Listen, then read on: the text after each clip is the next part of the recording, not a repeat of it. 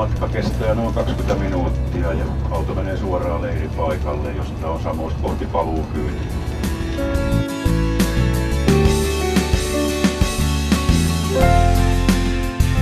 Mitäs tänään on tullut tehtyä?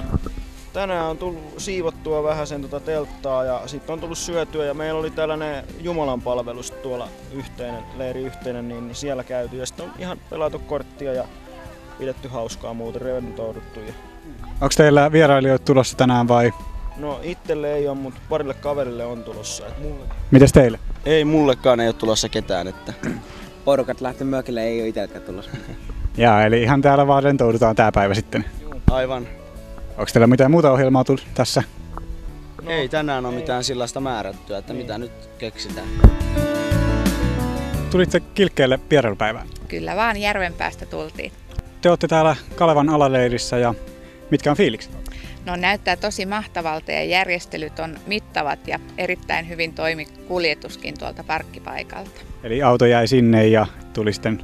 Auto jäi sinne ja suoraan melkein käveltiin bussiin, että tosi loistavat järjestelyt. No, mikä se oli toivomuksena kotoa tänne leirille? Karkkia ja...